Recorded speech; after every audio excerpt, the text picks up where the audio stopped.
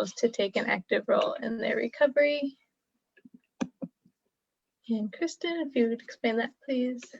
Yes, so this shows a graph of a normal or disaster when it occurs, with the emotional highs and lows along with the timeline of as the events occur. So it starts with a pre-disaster phase, and disasters with no warning, they usually cause feelings of vulnerability, fear of future, lack of security, and loss of control.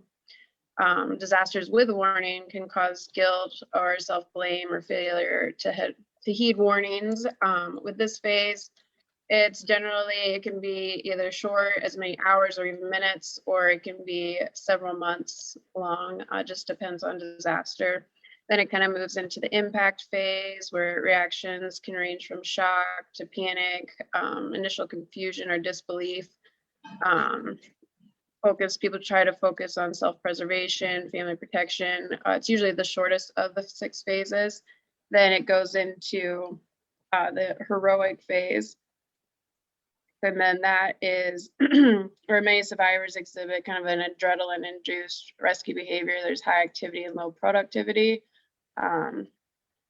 People's risk assessments can usually become impaired during that phase. And usually a sense of altruism occurs during this phase as well with the community. And then it kind of goes into the honeymoon phase. So the community bonding starts to occur, disaster assistance is readily available, people are feeling better about everything, more optimistic, but it's usually pretty brief. And then it goes into disillusionment, and there's usually stress and fatigue. They'll start taking their toll. Optimism kind of turns into more discouragement with everything, and the need for mental health and substance abuse services starts to increase, and the larger community returns to business as usual, Then reconstruction phase occurs, and it's kind of like the new normal or new beginning. Individuals in the community begin to assume responsibility and rebuild their lives. People begin to adjust to the new circumstances, and recognition of growth and opportunity starts to occur. But with the pandemic, though, it's kind of just all over the place, and it's not a normal disaster that's occurring. So it bounces all over the place on how people are feeling. So it's okay if you're feeling confused or unsure and going back and forth in all the phases, because it's not a normal disaster that's occurring. Definitely. And along with that, I want to introduce self-care. So especially if maybe you're a caretaker out there, you may feel that you don't have time to take care of yourself, but I really want to stress the importance that it has. First and foremost, just meeting those basic needs of getting the nutrition that you need, getting physical activity. If you can't get much, even just, a walk around the block when you have a few minutes, setting boundaries, making sure that you take the kind of allow yourself to have a chance to maybe de-stress from the situation, or set time for yourself throughout the days. And along with that, when you're taking care of someone or just in your own life, make sure to take those breaks and take advantage of those. Find something that allows you to feel relaxed, and then finding ways to be able to recognize once stress becomes too much. It could be journaling, just taking time to think about things throughout the day, and then reflecting on nature or spirituality. Just being able to find meaning in your life is very helpful as well. And I have a little video about that, which I think I need to actually share my sound. Sorry about that.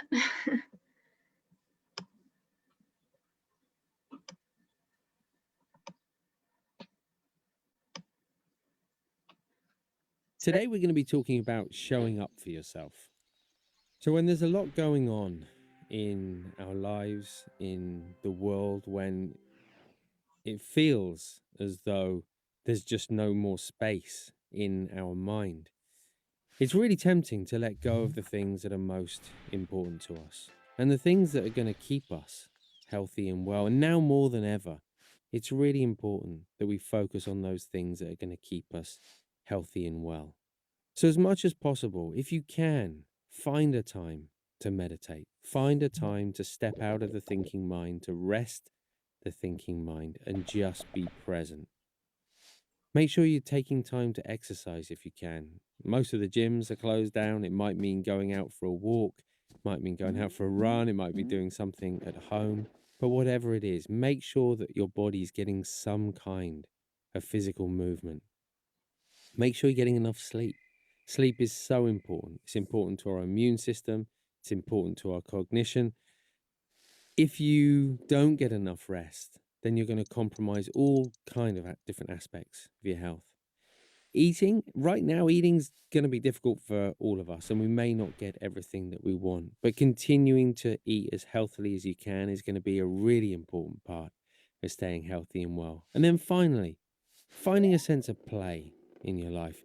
In the middle of a global pandemic where so many people are suffering, and maybe people really, really close to you are suffering as well, play and a sense of joy can feel so far removed and perhaps even unnecessary in our life.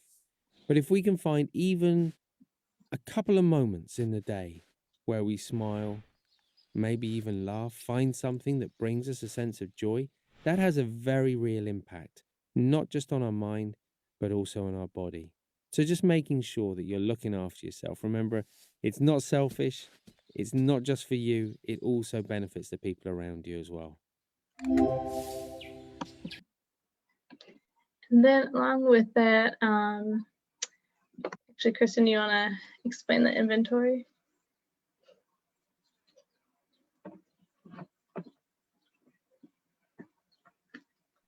Sorry, I didn't realize I was on mute. Do you want me to share the inventory on the chat, or do they already have it? You can, although, I don't know, maybe I can just share it on my screen, might be helpful too. I can just do that. Because I have it as well. There you go. So for the self-care inventory, it kind of looks at the different areas of self-care of physical, psychological, emotional, spiritual, relationship, and workplace or academic. And if you kind of just go through all these different areas and rate them on a 0 to 3 scale of I do this well to I never do this, it can kind of help you to pinpoint different areas that maybe you're lacking in for your self-care, or areas that you do well already that don't even need to think about, but it can kind of help you to better rate yourself or see what you might need to work on in the future for your own self-care.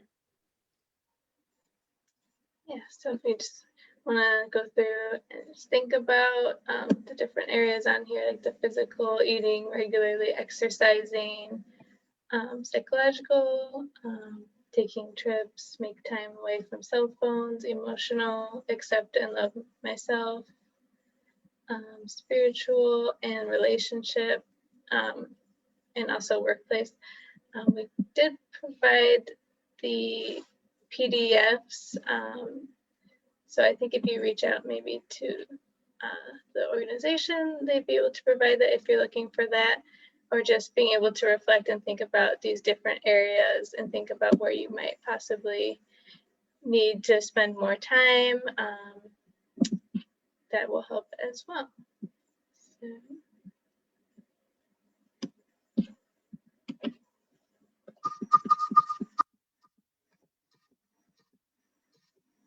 So yeah, once you think about that for a few minutes, I just thought I would throw this question out there. Do you have any kind of areas that you didn't realize you weren't spending any time on? And just think about, were there any things that really surprised you about it? Yeah, just give you some time to reflect on that. And then I want to give you some examples. This one was from the holiday, so a lot of the examples are holiday related, but here's some things that you might want to use as an idea of what you could do to provide self-care in your own life. And this one taking a break from social media is a good example. Sometimes that can be overwhelming to your mental health. Just giving yourself time to relax and recharge is very important. And then we also want to introduce a self-care plan. Chris, I don't know if you want to take over now.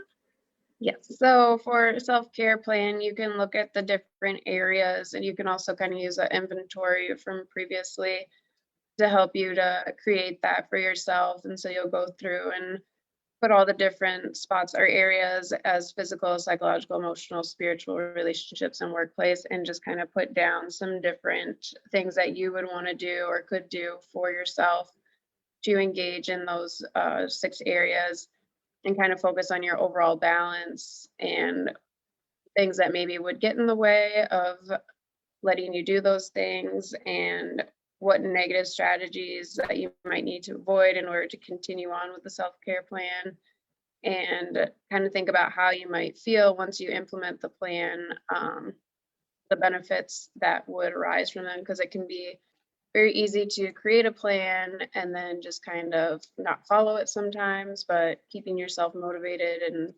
engaged in it can always be the best way to go about missing self-care.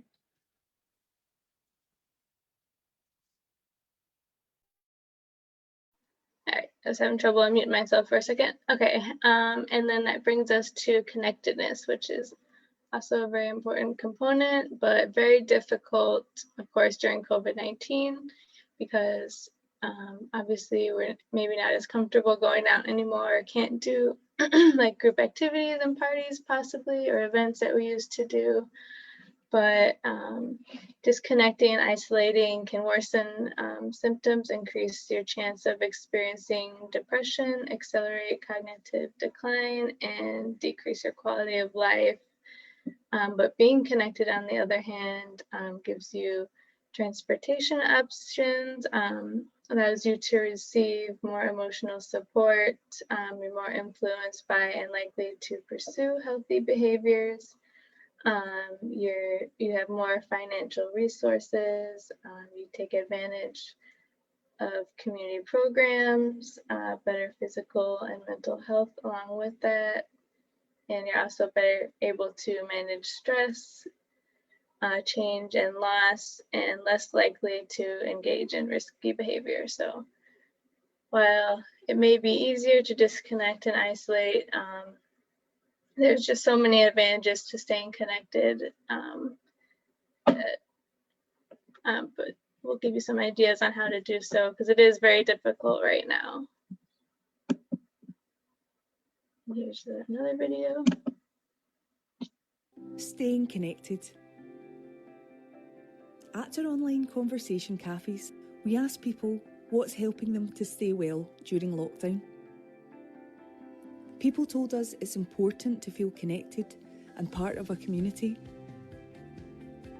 Some of us connect through peer support groups, telephone appointments and online activities like writing groups and baking classes.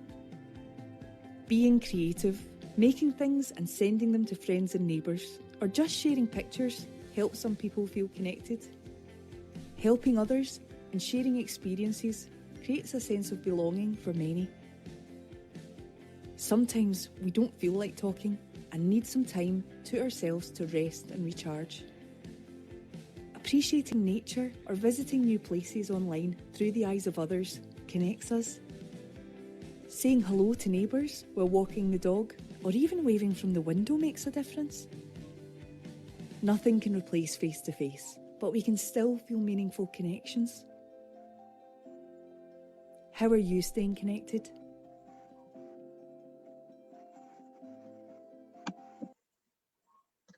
So yeah, along with that, here's some other ways that, or tips on how to stay connected. A good tip is be intentional about it. Perhaps you might decide every Friday you're going to call a certain individual. Just maybe put it on your planner as something you're going to do every week to remind yourself that it's something that's important. And then obviously you can try different ways like using Zoom, FaceTime, Facebook, text messages, anything that feels comfortable or easy for you. You could take a physically distanced walk with a friend. If you don't have anyone close by, just getting outside and maybe seeing what your neighbors are up to, start a conversation that way. Participate in virtual activities. Like for example, my husband and I, we participate in virtual trivia. A great way to just have something to do with friends as well. And then find ways to give back. It's been found that those who volunteer are able to find a sense of connection with their community. So if you're not comfortable, there's a lot of virtual opportunities to do so. And there's definitely a lot of in-person as well. It definitely provides that connection with your community. That's very important. So yeah, and then I just want to send out this question to you all. So to start brainstorming, what are some of those things that you're hoping to do to stay connected?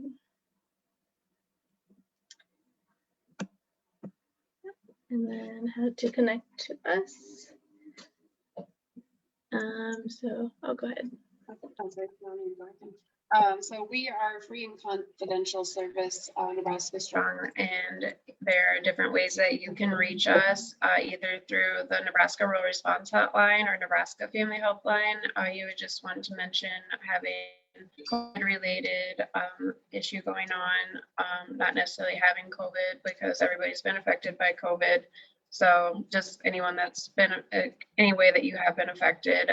But the best way to reach us would be through our website, the Nebraska Strong Recovery Project.nebraska.edu.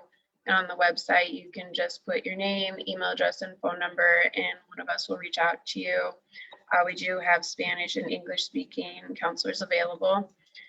We also have a Facebook page, Twitter, and YouTube, which has different resources on connectedness and coping skills and breathing exercises and whatnot, if anyone's interested in going that way and checking us out. Awesome. Well, if there's no questions, I want to thank you guys so much for taking the time out of your day to speak with us. We're really grateful for you. And our next support group will be Saturday, June 12th at 2:30. So we hope to see you then. But other than that, thank you guys so much and have a great afternoon. Thank you. Thank you for having us. Yep. Bye. Bye.